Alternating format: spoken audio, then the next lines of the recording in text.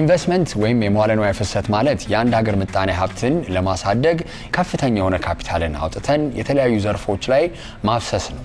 ይሄም ደግሞ እንግዲህ ካፒታሉ ሲወጣ የተለያዩ አይነት ትምህርት ቤቶችን፣ መሰረተ ልማቶችን እና በርካታ ዘርፍ ላይ አግሪካልቸር፣ ማኒፋክቸሪንግ ማንሳት እንችላለን። እነዚህ ላይ ከፍተኛ ካፒታል ወይም ወጪ አውጥቶ ትርፍን መሰብሰብ ነው።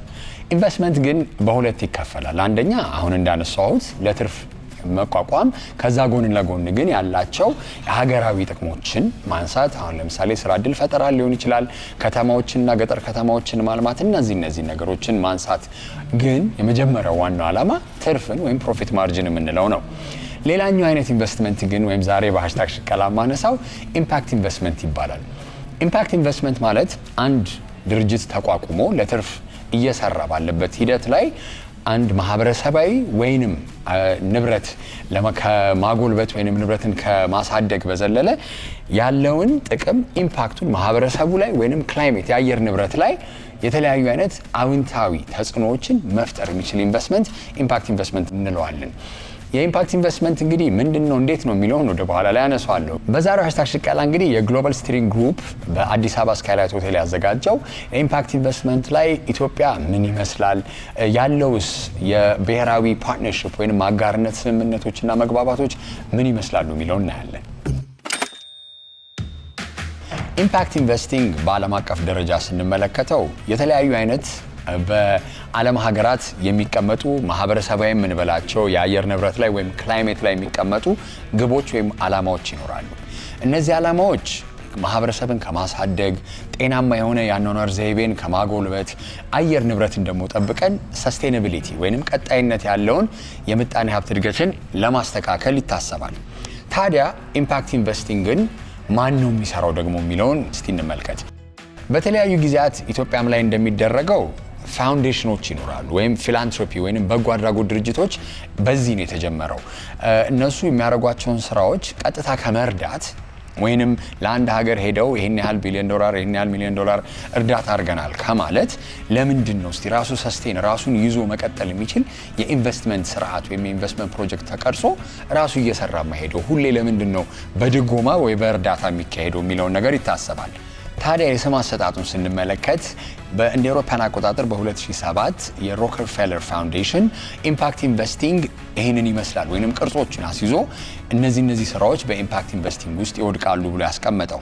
ምን አይነት ኢንቨስትመንቶች ናቸው ስንል እንግዲህ በስቶክ በቦንድ በተለያዩ አይነት መንገዶች እነዚህን ኢንቨስትመንቶች እነዚህ በጎ አድራጎት ድርጅቶችም ሊሆኑ ይችላሉ።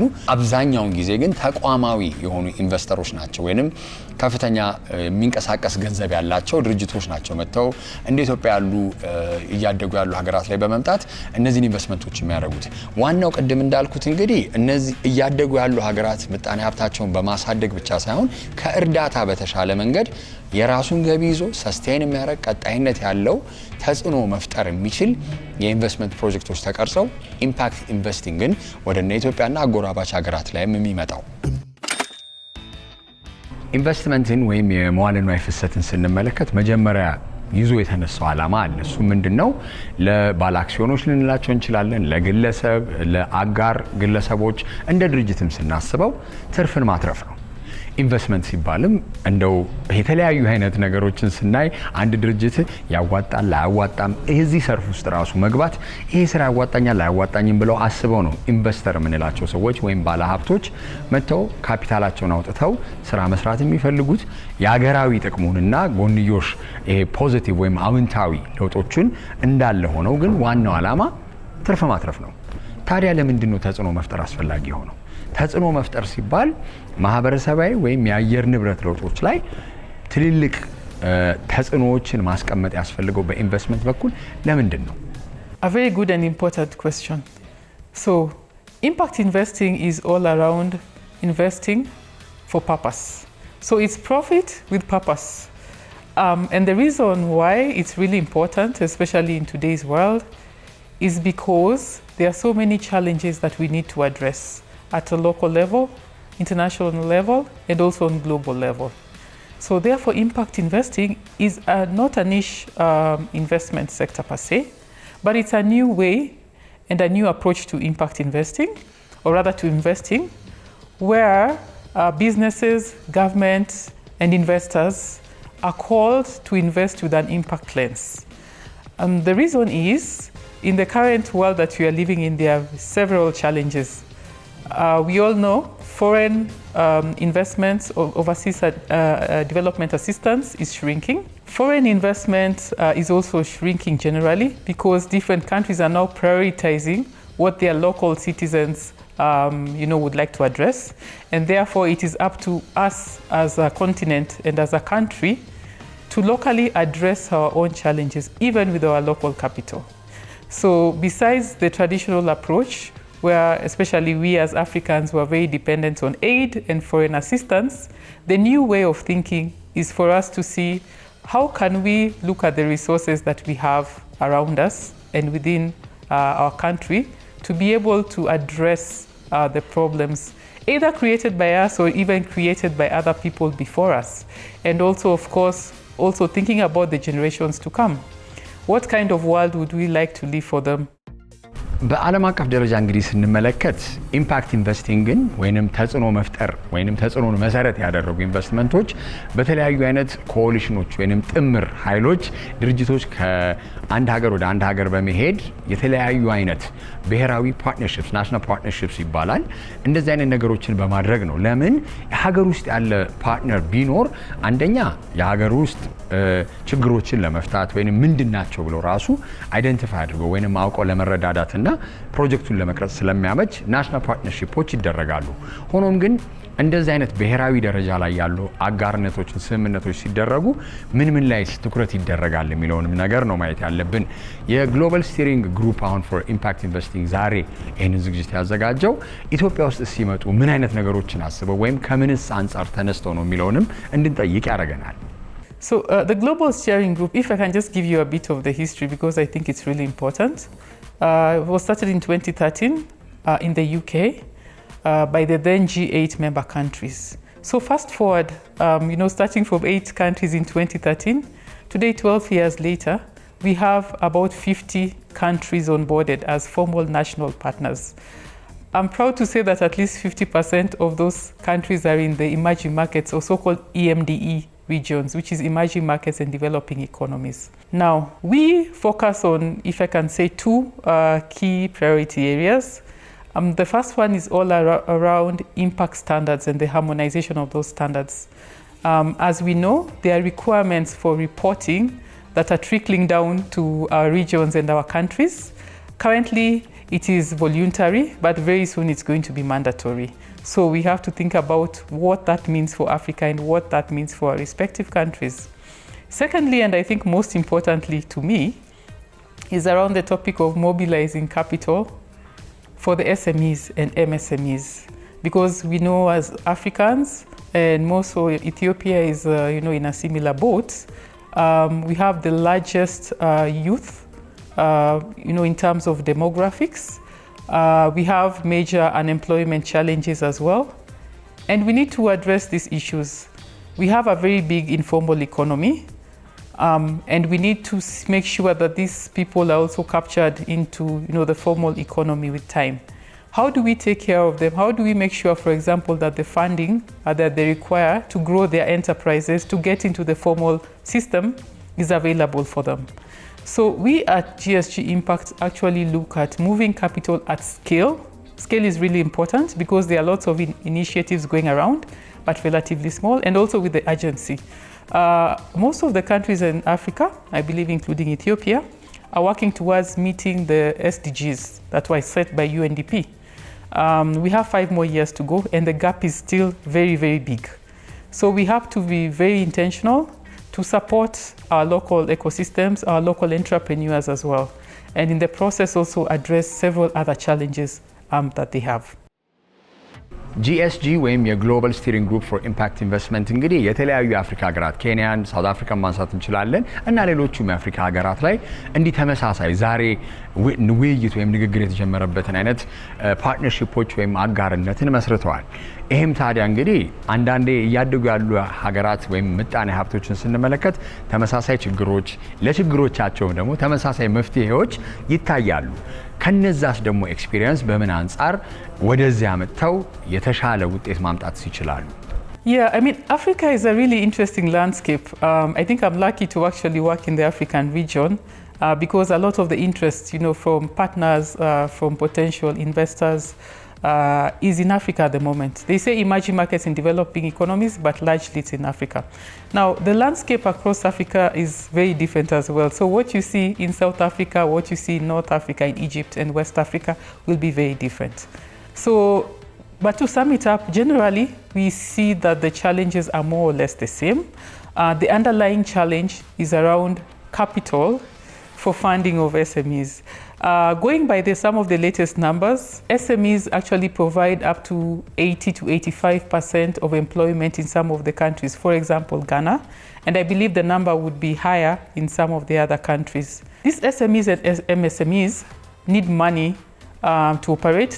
They need money to move them to the next level of SMEs, to be able to get the right ticket sizes, for example, to attract the right kind of capital, to attract the right kind of investors, to grow their businesses, to get into the formal economy, so that they can also pay taxes, and so that overall, the government and the economy also benefits from these businesses. So we need to get them into the formal economy as well. So what we have done in a number of countries is to pilot new financial mechanisms and new financial vehicles where we can be able to move capital at scale. This would look like, for example, what we call impact fund of funds. Especially, we can look at the example of Ghana, where they have set up a fund of funds that they called Chigaba.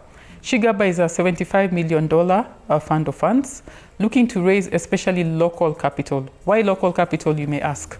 International or foreign capital comes with its own challenges, currency risks and other kind of risks as well. And therefore they are looking to mobilize capital, for example, from the local pension fund industry, which happens to be the largest local pool of capital. Now, just next door to Ghana, we have Nigeria that has a very ambitious project. It's called the Wholesale Impact Investing Fund, which is targeting to raise $1 billion with a first close of $100 million. And they have commitment from the federal government of Nigeria to invest 50 million of that money in the fund, which is a very big step.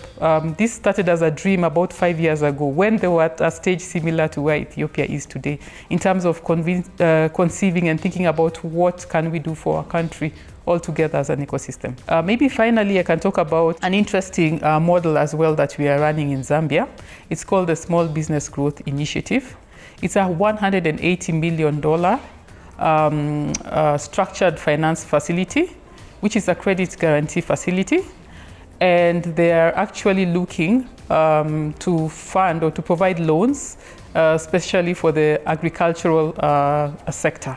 Affordable loans, that is. So this gives you a flavor of the kind of projects that we're running across Africa, and we intend to similar pilot, or maybe why not see new kinds of financial models coming from the Ethiopian market as well. So it's a really exciting time, and we look forward to discussing all together with the ecosystem on how we can address some of the challenges that we're seeing in the local ecosystem here. አጋር ድርጅቶችን ደግሞ ከተገኙ በኋላ ደግሞ አንድ እያደገች ያለች ሀገር እንደ ኢትዮጵያ የተለያዩ አይነት ዘርፎችን ቅድሚያ ይሰጣል። ፕራዮሪቲ ሴክተርስ የምንላቸው እነዚህ ፕራዮሪቲ ሴክተርስ ታዲያ ምንድነው? ቀድሞ ኢንቨስትመንት ቢያገኙ ወይንም እነዚህ ፕሮጀክቶች መዋለ ንዋይ ፍሰቱን ካፒታሉን ካገኙ የበለጠ ሀገሪቷን ሊጠቅሙ ይችላሉ። የተለያዩ አይነት የምጣኔ ሀብት እድገትና ልማቶችን በደንብ ሊያግዙ ይችላሉ። ውጤታማ መሆን ይችላሉ የሚባሉ ዘርፎች ይኖራሉ። እኛ ጋር ብናነሳውን እንግዲህ ጤናን፣ ግብርናን ከቅርብ ጊዜ ወዲህ ደግሞ ማኒፋክቸሪንግን በጣም ለማገዝ እየሞከርን ስለሆነ ከማኒፋክቸሪንግንም እነዚህን ዘርፎች ቅድሚያ ሰጥተው ሊሰራ ይችላል። ኢትዮጵያ ላይ ደግሞ እንግዲህ የትኛው ዘርፍ ላይ ጂኤስጂ መተው የተ አይነት ዘርፎች ላይ እንሰራለን እነዚህን ዘርፎች ከምን መልኩ ማሳደግ ይቻላል ብሎ አልመዋል። So it's really exciting. As I said, we've been here a couple of times before. We've actually had about 2 attempts before to set up this local national partner for impact investing in Ethiopia. But they didn't quite gain momentum. So we are really excited that this, is the formal start and formal invite or call to the entire ecosystem for us to come together and to deliberate. This is a locally led initiative. We really stress on that. We only lead in terms of the provision of tools, models, examples that we see from around the world that we have seen work. So we are convening the ecosystem as a start. One, for them to put their hands up and say, yes, they want to be part of this impact investing task force. And then secondly, for us to start those discussions, and some of them will be difficult and hard. We need the government, for example, to come on board. We need to discuss about the policies and the laws that are either favorable or unfavorable towards impact investing. And therefore, what do we need to do together? What laws do we need to change, for example? We need the private sector to commit to impact investing as well, because we know that public money will never be enough. And therefore, we need the private sector to come on board. We need other partners, development partners, to come on board and support our efforts. So, and I think the most important thing as the task force will be for them to come together and pick maybe 1 or 2 priorities of things that they can only do together, that they would probably never be able to do in their silos, and then work on it. And we are very excited because hopefully 4 or 5 years down the line, we'll be having a different story. We'll have the narrative of Ethiopia for the rest of the world to see, because there's already so much happening actually in terms of impact investing. It's just the narrative and the framing that we need to get right. So today is the start of a very exciting journey. We'll be back here maybe February or March, Q1 of 2026, to progress this conversation and maybe, if things go well, formally launch the National Partner for Impact Investing in Ethiopia.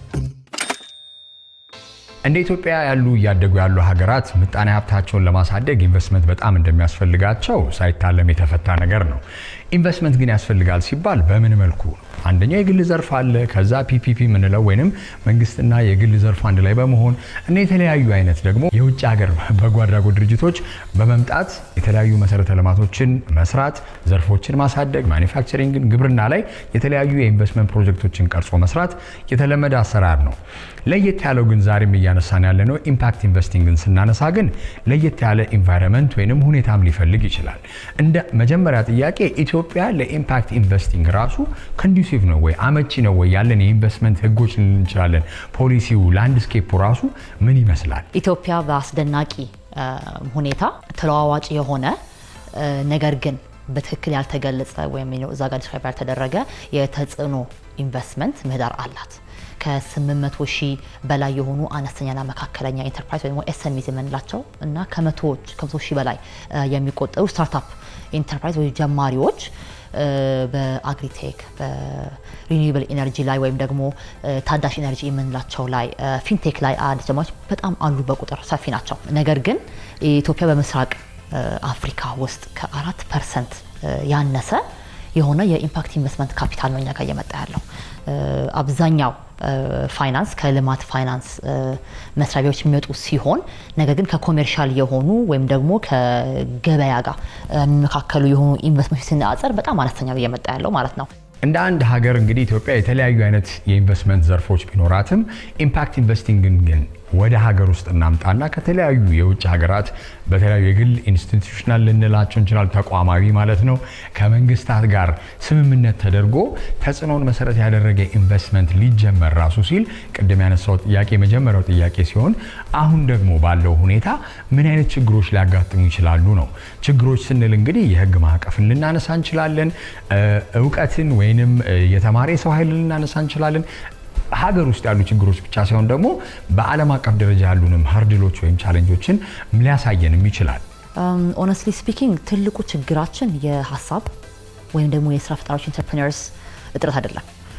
ኢን ሪያሊቲ ማለት ነው የሚጎድለው ወይም ደግሞ ሚሲንግ ሚድል የምንላቸው እነዚህ ስሞል ኤንድ ሚዲየም ኢንተርፕራይዞች ያለ መታየት ችግር ነው። እኛ ያው አንኛ በመናምር ማለት ነው እነሱም እድል ለማግኘት አሁን ኢትዮጵያ ውስጥ ቀደም ያልኩት ከ800 ሺህ በላይ የሚሆኑ ስሞል ኤንድ ሚዲየም ኢንተርፕራይዞች አሉ።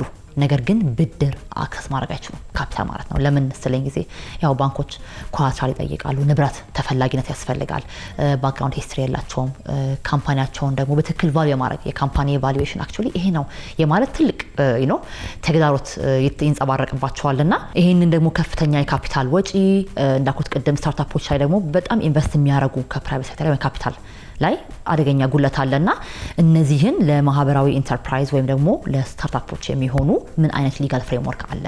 አሁን የስታርታፕ ፕሮክላሜሽኑ ያው እንግዲህ መጥቷል እስኪተገበር ድረስ these are some of the issues እነሱ ያው ፌስ የሚያደርጓቸው አንድ ሀገር ላይ የተለያዩ አይነት በመጠነ ሰፊ የሆኑ የኢንቨስትመንት ፕሮጀክቶች ሲቀረጹ ሲሚንቶን ማንሳት እንችላለን እኛ ሀገር ላይ ነዳጅን እና በርካታ ትልልቅ ፕሮጀክቶች የምንላቸው አሉ።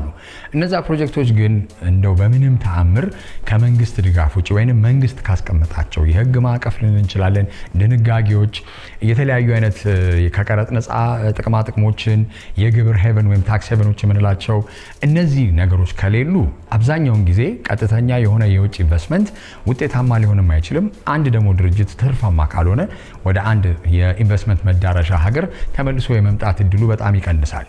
ስለዚህ የመንግስት ፖሊሲ አቀራረጽም ልንል እንችላለን የህግ ስርዓቱን ማስተካከል በጣም አስፈላጊ ነው።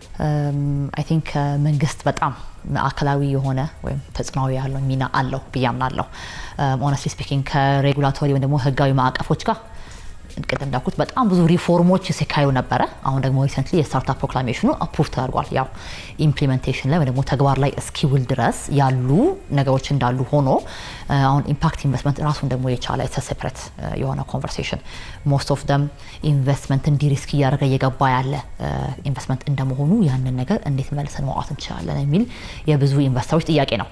ስለዚህ ይሄንን የሚያማክል የሆኑ ማህበራዊ ኢንተርፕራይዞችን ወይ ደግሞ ኢምፓክት ኢንቨስትመንት ደግሞ ጨምሮ ማለት ነው እንዴት አድርገው ነው ሊጋሊ እነሱን ሰፖርት ማድረግ የምንችለው የሚለው ነገር አንድ ማድረግ የሚቻልበት ነገር ነው።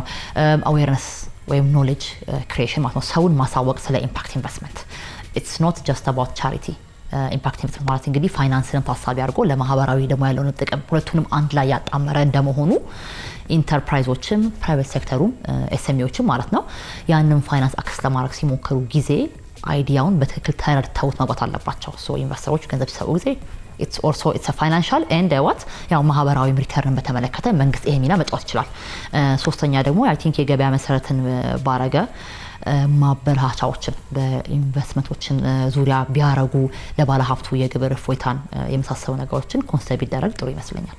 ጂኤስጂ አፍሪካ ውስጥ ካሉ ሀገራት እንግዲህ እንደመዳረሻ የኢንቨስትመንት ነጥብ ኢትዮጵያን መርጠው የተለያዩ አይነት ኮንቨርሴሽኖች የተለያዩ አይነት ውይይቶችና ስብሰባዎች እየተካሄዱ ነው። ዛሬም እንግዲህ የምገኘው አንድ ጂኤስጂ በኢትዮጵያ ስካይላይት ሆቴል ያዘጋጀውና ፓርትነር ናሽናል ፓርትነርሺፖችን ወይንም ብሔራዊ የሆኑ የአጋርነት ፕሮጀክቶችን ለመስራት እንደ ቅድመ ውይይትም የተደረገበት ነው።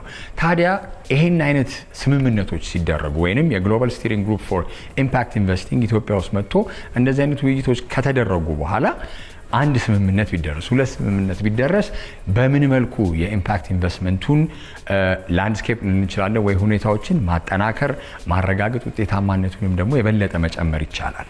ከጂኤስጂ ጋር ያለንን ፓርትነርሺፕ ወይም ደግሞ ግንኙነት ማጠናከሩ ኢትዮጵያን ስፔሻሊ በከፍተኛ ተጽዕኖ ወይም ደግሞ ግሎባል ዓለም አቀፍ የሆኑ መድረኮች ላይ እንድንገባ አንደኛ ስቴፕ ይሆናል።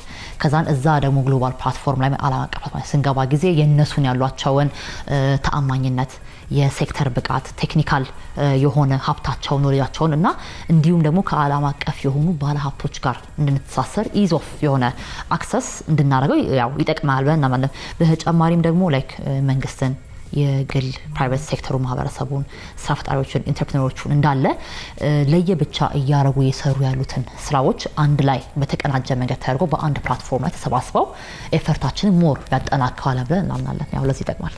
ጂኤስጂ በተለያዩ የአፍሪካ ሀገራት ኬንያን፣ ሳውት አፍሪካን፣ ዛምቢያን አንስቻለሁ ቅድም የተለያዩ አይነት የአፍሪካ ሀገራት ላይ እነዚህን ፕሮጀክቶች ሎንች በማድረግ ጥቃቅንና አነስተኛ ልንል እንችላለን ወይም ደግሞ መካከለኛ አነስተኛ የሆኑ ድርጅቶችን ወይም ኢንተርፕራይዞችን በማብቃት የተለያዩ ስራዎች ተሰርተዋል። ይህም ደግሞ ውጤቱም እየታየ ነው። ታዲያ ኢትዮጵያ ከነዚህ አጎራባች ሀገራት ምን ትማራለች? ይህንን ኢምፓክት ኢንቨስቲንግን ወደ ሀገር ውስጥ አስገብተን ስንሰራ የትኞቹ ኤስኤምኢዎች ናቸው? የትኞቹ የግል ዘርፍ ባለድርሻ አካላቶች መሳተፍ አለበት? መንግስት እንዴት ነው ማድረግ ያለብን የሚለውን ቆም ብሎ ማሰብም ያስፈልጋል። አሁን ኬንያ እንግዲህ ኢስት አፍሪካ ውስጥ ካሉ አገሮች ቶፕ ኢምፓክት ኢንቨስትመንት እየሄደባት ያለችው አገር ናት። ከ136 በላይ የሆኑ ኢምፓክት ፋንዶች እነሱ ጋር ያሉት ገንዘብ እነሱ ጋር ያለው ለምንድን ነው የሚለው ነገር ስታስብ ጊዜ መንግስት እነሱን አስፈላጊ የሆነ ሰፖርት በማድረግ ገንዘባቸውን ቅድም ያልኩትን ኢንቨስት ያደረገውን አስፈላጊው ነገር ላይ ውሎ እንዲወጣ ሰፖርት ማድረጋቸው አፍሪካ ላይ ለምሳሌ የመጀመሪያዋ ቪዛ ኦን አራይቫል ያለ ሪኩዌስት እያደረገች ያለች አገር ናት እና እነዚህ አሁን ለኛ ትልቅ ለመንግስትም ለኛም እንደ ሀገርም ትምህርት የሚሆነ ነገር ነው ሶ እነዚህ አሁን ስሞል ሚዲየም ኢንተርፕራይዝ የምንላቸው ማለት ነው በተሰማራ መንገድ እነሱን እያቀናጀን ወደ ፋንድ ኢምፓክት ፈንዶችን እንዴት አርገን ነው ቪዚቢሊቲ እንሰጣቸው የሚችለው ነገር ለኛ ኬንያ ጥሩ ትምህርት ሆናለች ደቡብ አፍሪካ ደግሞ እንደገና ለግሪን ኢነርጂ ወይ ደግሞ ግሪን ፋንድ ላይ ፎከስ ያደረጉ ነገሮች ላይ ትብብር ለመስራት በጣም አክቲቭሊ እየሰራች ያለች አታ ፖሊሲ ሌቭል ያወጡ እነሱን ኢንቨስትመንቶች ደግሞ ስፔሻሊ አቋቁማ ሰፖርት ለማድረግ ያለችበት ነገር ነው ስለዚህ አሁን እኛ እንዲሁም ባለፈው ሳምንት ሀፕን ያደረገው የአፍሪካ ክላይሜት ሳሚት ኢዝ አ ቬሪ ጉድ አንደኛ መስመር ቀዳጅ የምናደርገው ነገር ነው አሁን እሱን ደግሞ በፖሊሲ እና በፍሬምወርክ ፑሽ አድርገን ኢንቨስትመንቶቹ ምን ሊመስሉ ይችላሉ የሚለው ነገር ጥሩ ትምህርት ሊሆን ይችላል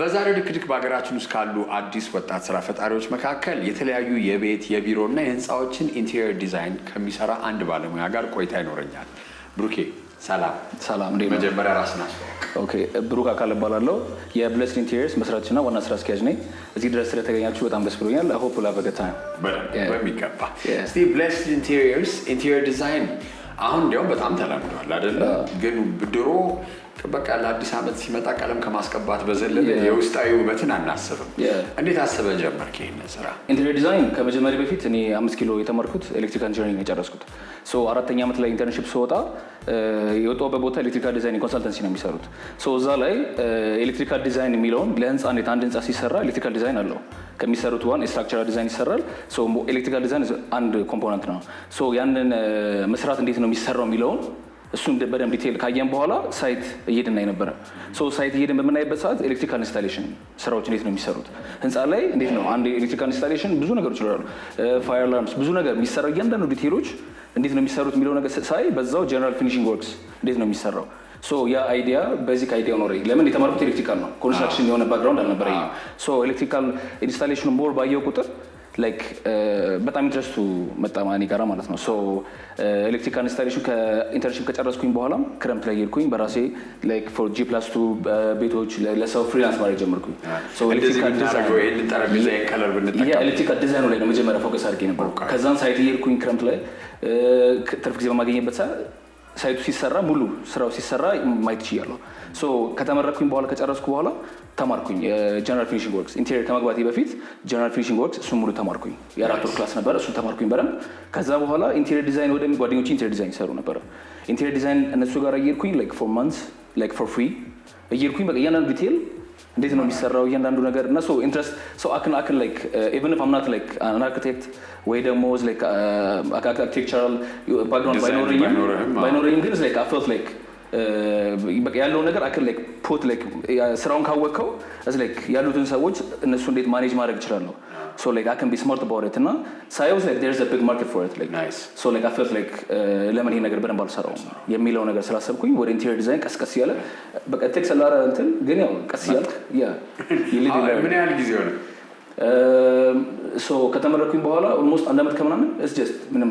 ካምፓኒም አልነበረኝም ስራን በቃ just ምንድነው ያ ብዙ ነገሮች አንደርስታንድ ማድረግ መቻል አለበት ስራዎቹ ላይ ኢቭን ላይክ አሁን ከአርኪቴክት ቀጥረህ ስታሰራ ማወቅ አለብህ ብዙ ነገሮች ሶ እነሱ ነገሮች እንዴት ነው ላይክ ዲቴል ያሉትን ስራዎች እንዴት ነው ማወቅ ያለብኝ እንዴት ነው ኮሙኒኬት ማድረግ የምችለው ሶ ኤቭሪ ስቴፕ ያንን ነገር ፊገር አውት ማድረግ አለብህ because ስራውን ሳታውቀው ከገባህበት which is አይሆንም ደግሞ ጥሩ የሆነ ዲዛይን አይመጣም አንተ ደስ ያለህ አንተ ያልበላውን ለሰው አታበላም ይባላል አይ ነው አይገውታ እንደዛ ነው የሚሆነው እስቲ ቻሌንጆች ዋይዝ እንግዲህ አዳዲስ ነገሮች ሲጀምር ሁሌ የምጠይቀው ጥያቄ ስለሆነ ምን አይነት ችግሮች አጋጠሙ ቻሌንጁ በጣም እኔ አሁን ካሳለፍኳቸው ነገሮች አንፃር so when it comes to personal problems አሉ like personal challenge የሚያጋጥሙ አሉ like personally ስታየው እንዴት ነው like አሁን አንተ ስራውን ሳታውቀው መጀመሪያ እንዳልኩ like ሁሉ ነገሩን አውቀህ አይደለም የምትገባው ወደዛ ልትገባ ስትል ምን ያጋጥማል የሰራተኛ like አሁን ፈርኒቸር ስራዎችን ማወቅ አለብኝ so workshop ሄጄ like ለወራት ሰራ ነበር ወርክሾፕ እንዴት ነው የሚሰራው? ፈርኒቸር ማኑፋክቸሪንግ ምንድን ነው? ጠረጴዛ፣ ወንበር። ቢሮስ ብታያቸውን ሌሎች ሁሉም ቦታ ስንሰራ ፈርኒቸሩን ጨምሬ ነው የምሰራው። ሶ ፈርኒቸር ስራ ምንድን ነው? እያንዳንዱ ነገር እንዴት ነው? ምን አይነት ማቴሪያል የምጠቀመው? ምንም አይዲያ አልነበረኝም። ሶ ላይክ ፍሮም ስክራች ስትነሳ ላይክ አሁን አንድ ሰው እውቀት ባይኖሩ ራሱ ይህን ስራ መስራት ላይክ ይችላል የሚለው ነገር እምነት ስላለኝ ሶ ፈርኒቸር ማኑፋክቸሪንግ ምንድን ነው? ኤሌክትሪካል ኢንስታሌሽን ኦልሬዲ እውቀት ስለነበር ኤሌክትሪካል ስራ አለ ኢንቴሪየር ስትሰራ በዚህ ኮምፖነንቶች ውስጥ ማለት ነው። ሶ ሌላ ሳኒታሪ ወርክስ፣ ይሄ ፍሎር ፊኒሽንግ ወርክስ፣ እያንዳንዱ ነገሮች ላይክ ሳኒታሪ ወርክስ ሁሉ ነገር የሚያጋጥምህን ነገሮች እነሱ እንዴት አንደርስታንድ ማድረግ መቻል። እነዛ ነገሮች አንደርስታንድ አለማድረግ it will be challenging for you like ካላወቀው ስራውን እነዛ ነገሮች በደንብ አንደርስታንድ አድርገህ ስትገባበት ከዛ በኋላ ያለው ነገር ሞር እየቀለለ ይመጣል። ሁለተኛ ቻሌንጅ ምንድነው? ካምፓኒ ስትራክቸር አለማወቅ። ሶ ካምፓኒ ስትራክቸር ምንድነው? is like ከትምህርት ነው የመጣሁት። ሶ ኤሌክትሪካል ኢንጂነሪንግ የተማርነው ነገር አለ። ትምህርት ሌላ ዲፍረንት እንትን ነው። ሶ እዚህ ላይ ስትመጣ ካምፓኒ ስትራክቸር ምንድነው? እንዴት ነው ካምፓኒ ራን የሚያደርገው? what are the basic structures? ማኔጅመንት ማኔጅ ማድረግ መቻል አለበት። ሶ እኔ አሁን አምናት አርክቴክት ሶ ላይክ ስራውን የምሰራው ሰራተኞች ኦልሬዲ በእኔ ስር ተቀጥረው ነው የእንጨት ስራውን የሚሰራው። ሁሉንም ስራ የሚሰራው ሰው ሌላ ሰራተኛ ስለሆነ እነሱ እንዴት ነው ማኔጅ ማድረግ መቻል ያለብኝ? ካምፓኒ ስትራክቸሩን ክሬት ማድረግ ነበረ በጣም ከባዱ ፓርት ለኔ። ሶ ካምፓኒ ስትራክቸር እንዴት ነው ክሬት የምታደርገው? what are the basics? እሱ አንደርስታንድ ማድረግ አሁን ለምሳሌ ኢቭን ላይክ አሁን ጠዋት ተነስተህ ስራ መስራት አለበት። ተቀጥረህ ስትሰራ ታውቀዋለህ። ጠዋት ገብተህ ግዴታ ስራ ነው። ማታ ትወጣለህ። የራስህ ሲሆን አንዳንዴ ኬርለስነስ እንዳይኖር ራስህ እንዴት ነው ጋይድ የምታደርገው? ራስን እያንዳንዱ ነገሮች ፐርሰናል ራስህም ላይ መስራት መቻል አለበት። ሶ ካምፓኒ ስትራክቸር ማርኬቲንግ ስትሰራ how can I build a clientele like ሆነ ራስህን ማርኬቲንጉን የምታመጣው። ጋቨርንመንት ደግሞ ታክስ አለ። ሁሉ ነገር አንደርስታንድ ማድረግ አለብህ። I have to teach myself ታክሴሽን ሲስተም ሁሉ ነገር ቻሌንጂንግ ነው። አላውቀውም ላይክ የት ነው ወዱ ስታርት ላይክ የት ነው ገቢዎች ሄጄ ግብር የምከፍለው ምንድን ነው የምታደርገው? ሶ አይ ዶንት ኖ። ስለዚህ ማውቀው ሰው ላይክ አይ ዶንት ማይንድ አስኪንግ ፒፕል ማላውቀው ነገር ማለት ነው። ሶ ላይክ በተቻለ አቅም እንደዛ ነው እያደረክ የምትሄደው እንጂ በጣም ቻሌንጂንግ ነው። እና ኢቨን ነው ሌላው ሶሳይቲ ላይክ አሁን ኢንቴሪየር ዲዛይን ኢዝ ላይክ ሰምቲንግ ኤክስትራ ላክዠሪ ነው የሚታሰበው። ስታየው አሁን ለዲዛይን እንደዚህ ፔመንት ስትል ሰው ዲዛይን ብር አውጣ ምናምን በቃ ይሄ እንደዚህ አድርገውና እንደዚህ አድርገህ እንደዚህ ከዛ በኋላ ላይክ ኤቭሪቲንግ ይመስለው ላይክ ሲምፕል ላይክ ቀለል አድርገህ እንደው ቁጭ ብለህ ያላሰብክበት ይሄንም እዚህ ጋር ታደርጋለህ እዚህ ጋር ታደርጋለህ አለ እና ላይክ ሁሉም ነገር ላይክ ኢቭን ሌላ ትልቅ ቻሌንጅ የማስበው ላይክ ፋይናንሻል ቢሆን እንትን ሊያጋጥም ይችላል። አንድ ቻሌንጅ ምንድነው? ኢንቴሪየር ዲዛይን ልሰራ ስትል ማሽኖቹ የምትገዛበት ፕራይስ አለ። ማሽኖቹ ፕራይስ ቀላል አይደለም። ኦልዌይስ የጨመረ የሚሄድ ነገር ነው። ወርክሾፕ ስፔስ ያስፈልጋል። ወርክሾፕ ስፔስ ቢውልድ ለማድረግ ኦፊስ ቢውልድ ለማድረግ ሰራተኞች በስር ለመቅጠር ሶ እነዛ ነገሮች በሙሉ ካፒታል ዩ ሃቭ ማናት አለበት ላይክ ሆነ። ስለዚህ ላይክ እያንዳንዱ ነገር እንዴት ነው ቻሌንጆች ያጋጥማል። ራኒንግ ኮስት አለ፣ ያላሰብከው ወጪዎች ይኖራል። አዲስ ስራ ነው። እንዴት ነው አሁን የእውቀቶቹን ትማራለህ ቀስ በቀስ ታለዋል። የፋይናንሱ ግን እስቲ እንዴት ፈታኸው? የፋይናንሱ አብዛኛውን ጊዜም ደግሞ ፋይናንስ ከባድ ነው። you have to start small like ያደረኩት ነገር ምንድነው? ላይክ በጣም መጀመሪያ ስራ የሰራሁት በጣም ትንሽ ጫማ ቤት ናት። ልብስ ቤት ጫማ ቤት አለ ትንሽ so I was scared like እንዴት ነው የሆነ ብር ሰው አምጥቶ ሲሰጠ it's like responsibility you have to deliver ገባ ሰው ብሩን እስካወጣበት ድረስ even like አንዳንዴ የካወጣውን ብር በላይ ኤክስፔክት ሊያደርግ ይችላል። so you have to deliver so እንዴት ነው ያንዳንዱን ነገር አብቃቅተህ እንዴት ነው የምታደርገው? ማሽን ትገዛበታለህ ወይ የሆነ ብቻ በቃ ከትንሽ አንድ ማሽን ትገዛለህ። አንድ ቀጣይ ሳይት የሆነ ቻርጀር ድሪል እና አንድ ነገር ትገዛለህ። ሶ ጀስት እንደዚህ ያለ እያደረግህ በቃ ላይክ በአቅም በምትችለው ማትችለው አንድ 5 ሳይት ባንዴ ተቀብለህ መሳብ ከማድረግ ቀስ ያልክ አንድ ሳይት 2 ሳይት ከዚህኛው የሆነ ነገር ኤቭሪ ሳይት you learn አዲስ ነገር ሶ ፕሮግሬሲቭ የሆነ ነገር ካየህ which is good ቀስ በቀስ በጣም አሪፍ። አሁን እስቲ ታዲያ ጅማሬው ቀስ በቀስ ቢሆንም ብለስድ ኢንቴሪየርስ አሁን አብዛኛውን ጊዜ እኔ የሆኑ ቦታዎች ሳይ ይሄንን ከለር ሳይ ያንተ ስራ እንደሆነ እነዚህም ፓይፖች ሳይ ያንተ ላይክ ደርበ ሄጄ እየበለ ለብል ያን ወዲህ እየነገርኩ ነበር የብሩክ ዲዛይን ነው እያልኩኝ ላይክ የራስ አይነት ፊንገር ፕሪንቶች እያሳረፍክ ነው። እስቲ ስራ እንዴት ነው? ሽቀላ እንዴት ነው? ሽቀላ እግዚአብሔር ይመስገን ያ ሞር እንትን ያደርገኛል። አሁን እንደየሳይቱ ይለያል። አዲስ ነገር መሞከር ደስ ይለኛል። ሶ አንድ ሳይት ሰርተ ወደ ሁለተኛው ስትሄድ I don't want it to be the same like it has to have something የሆነ ትንሽ አንድ በቃ like የሆነ at least የሆነ ክሬቲቪቲ ትንሽ ልትጨምርበት ይገባል። ሲቀጥል ደግሞ ያንተን የሚያስመስል የሆነ something የሆነ ነገር አሁን ለምሳሌ ካክተስ አሁን ብዙ ተጠቀም ይችላል። ካክተስ ስታይ ካክተስ like እንትን ሊመጣ ምሮ ላይ የሆነ ነገር እንትን ሊያደርግ ይችላል። ትንሽ ነገር ነው ልክ ነው። ተመሳሳይነት ግን ሊኖሩ ይችላል the same time አሁን ሩማይቱ ለምሳሌ አሁን የዚህም ቢሮ አይተው ከሆነ ሩማይቱ ረጅም ነው so it will give you that freedom like a new industrial like የሆነ new industrial የሆነ ዲዛይን ለማድረግ look ያን ነገር ኢንዱስትሪያል ነው ፊሊንጎቹን is like እዚህ ላይ ክሬት ለማድረግ ሞር እንትን ይላል።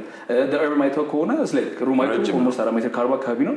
it will give you that freedom በቃ ላይ አዲስ ነገር ክሬት ለማድረግ ሶ ይሄንን እንደዚህ እስቲ ምን ያህል አሁን ክላይንቶች እንደው በቁጥር ባታውቃቸውም ልበል እንደው ብዙ ፕሮጀክቶች ይመጣሉ ግን እንደው ከጀመርካቸው በጣም ፕሮሚነንት የሆኑ ትልልቅ ስራዎች የምትላቸውን ነገሮች መጥቀስ ብትፈልግ? ኦኬ ለሜድሮክ ስር አሁን ሜድሮክ ኤስፒሲ ማምረት ጀምሯል። ይሄም ኤስፒሲ ሜድሮክ ነው። ለነሱ ለአላክ ትሬዲንግ ቢሮ ሰርቻለሁ። አሁን ለሪሊ ዴቨሎፕመንት ለነሱ ፕሮጀክት ዴቨሎፕመንት ለነሱ ቢሮ ሊሰራ ነው፣ ዲዛይን እያደረግን ነው። ትላልቅ ስካይሊንክ እዚሁ ህንፃ ላይ ስካይሊንክ ቴክኖሎጂስ ለነሱ ቢሮ ሰርቻለሁ። ብዙ ላይክ ኦፊሶችም አሉ። ፕሪንሰስ ትሪትመንት አለ ታች ሄደን እናየዋለን። እሱም የሴቶች የውበት ሳሎን ነው፣ እዚሁ ይገኛል። እሱንም እንደ አንድ እንትን ማየት እንችላለን በዛው። እስቲ ክላይንት ዋይዝ እንደው በጣም አስቸጋሪ የምትለው ምን አይነት ነገር ነው? ከክላይንት ሀሳብና ለመሰል የፈጠራ ስራ የተለያየ ሰው ነው፣ ቴስት ማወቅ አለብህ። አሁን የምወደው አንተ የምትወደው እነሱ የሚወዱት ይለያያል። ያንተን ፍላጎት ወይም ያንተን ዲዛይን ክሬቲቭ ዲዛይን ወደ ሰው አሳምነህ ለመስራት ምን ያህል አስቸጋሪ ነው? ወይስ በምን መልኩ ታሳምናለህ ክላይንት? እሱ ላይክ ከኤክስፒሪየንስ እንዳልኩ የሚመጣ ነገር ነው። አንደኛ በጣም ሰውን በደንብ ማዳመጥ መቻል አለበት። የሰው አሁን ለምሳሌ አንድ ካምፓኒ ስትሄድ ካምፓኒ ላይክ የራሳቸው ቲም ይኖራል። የሆነ በቃ ይሄንን መከተል ያለብህ ነገሮች ይኖራሉ። አሁን ሰው ያንን ነገር በደንብ ሳትሰማ ላይክ እነሱ የማይፈልጉት አሁን ሰማያዊ ነገር ፈርኒቸር ላይ የሆነ ነገር አድርገህ ብታደርግ ሎጎ ሁሉን ነገር እነሱ የሚሉህን መጀመሪያ መስማት መቻል አለበት። ይሄ ኮሚኒኬት የማድረግ ስኪልህን በደንብ ዴቨሎፕ ማድረግ መቻል አለበት። የክላይንት መጀመሪያ ሀሳብ ተወስድና ከዛ በኋላ ክላይንት ከሚወስዱ ላይ እኔ ደግሞ በደንብ አላይክ ዶይንግ ሪሰርች ላይክ በቃ አንድ ነገር ሰው ይሄን አይነት ሀሳብ ብሎ ነው የሚያሳይ ወይ ኦልሬዲ አሁን መሰለ ፒንትረስት አለ ሰው ብዙ ነገር አክሰስ አለው ለማየት ምን ፈልጋለሁ የሚለው ይሄ አይነት ነገር ነው ሰው የሚለ ያን ነገር ክላይንት የሚፈልገውን ነገር ይዘህ ትመጣና እንዴት ይሄ ነገር ወደ መሬት መውረድ ይችላል like how can I make it like ወደ መሬት ወርዶ ተሰርቶ እንጂ አይተው ዲዛይኑን እኮ በጣም የምር ዲዛይን ሰርተህ ኮንስትራክሽን ደግሞ ማሰብ መቻል አለብህ። ሲሰራ ዴሊቨር ካላረከው ከሰው ጋር ሊያጣላ ይችላል ማለት ነው። ምንድነው የሆነ ነገር ስትሰራ እቺ ነገር ምንድናት you have to be able to explain everything know the details ይሄ ነገር ይሄ ነው ይሄ ነገር እንደዚህ ቢሰራ እንደዚህ ነው የሚሰራው እንደዚህ ለክላይንት ክሊር ማድረግ አለብህ። ይሄን ነው ክላይንት ሳያውቀው አግሪመንት ተናገር ብትጀምር ይሄ ነገር እንደዚህ ነበር እንደዚህ እንደምፈልገው እንደዚህ ባክ ኤንድ ፎርዝ እንዳይፈጠር መጀመሪያ you have to present የምትሰራውን ነገር ክሊር አድርገህ በስነ ስርዓት ፕሬዘንት ማድረግ መቻል አለበት። እስቲ ወደፊት እንግዲህ within the next 5 years blessed in years ምን እንጠብቅ? የማኑፋክቸሪንግ ላይ በተወሰነ መንገድ ጀምራል። ከፈጣሪ ጋር እኔ የማስበው ፈርኒቸር ማኑፋክቸሪንግ በደንብ መግባት እፈልጋለሁ። a bigger workshop በደንብ ብዙ ሰራተኛ በደንብ ያንንም እንዳልኩ የሆነ ስቴፕ ወደ ስቴፕ ከፍ ስትል you need to understand ስራውን በደንብ ስኬሉ ከፍ ባለ ቁጥር አንድ ሳይት ባንዴ 5-6 ሳይት ስትሰራ እና አንድ ሳይት ስትሰራ it's different ስኬል አፕ ባለ ቁጥር በዛውም ልክ ሪስፖንሲቢሊቲ እና ያሉ የሚያስፈልግ ማሽን የሚያስፈልግ ሰራተኛ ሁሉ ማኔጅመንቱ እንዳልኩ ቅድም ማኔጅመንት it's the biggest በቃ ስራው ላይ የሚያስፈልግ ነገር በማስበው እነዛ ነገሮች ስኪሎች ዴቨሎፕ አድርጌ more I want to do more research I want to learn every day like በደንብ ያለኝን ስኪል በደንብ ዴቨሎፕ አድርጌ ላይክ ፈርኒቸር ማኑፋክቸሪንግ በደንብ እንትን አድርጌ በገባበት በጣም ደስ ይለኛል። ኢንቴሪየር ዲዛይኑ እንዳለው ነው። ኢንቴሪየር ዲዛይኑ አወና ቢት ባይስ ፈርኒቸሩ ግን እያየሁ ስለነበረ ቢሮ ባለፈውም ስናወራ የራስህ ፈርኒቸር ላይን ጀምር ባይ ነኝ አይደለ? እንግዲህ የራስህ ነገር ሲሆን ደግሞ ከዲዛይንም አንፃር ቀለል አድርገህ አዳፕቴሽን አድርገህ ፉል ሆሊስቲክ የሆነ አገልግሎት መስጠት ይቀላል ብዬ አምናለሁ። በጣም አሪፍ። እንግዲህ ብሩኬ ቢሮ ስለጋበዝከን በጣም እናመሰግናለን። ስራዎችንም በጣም አድናቂ ነኝ እኔም በፐርሰናል በርታለሁ። የዛሬው ሃሽታግ ሽቀላ ይሄን ይመስል ነበር። እስከሚቀጥለው ሳምንት መልካም ጊዜ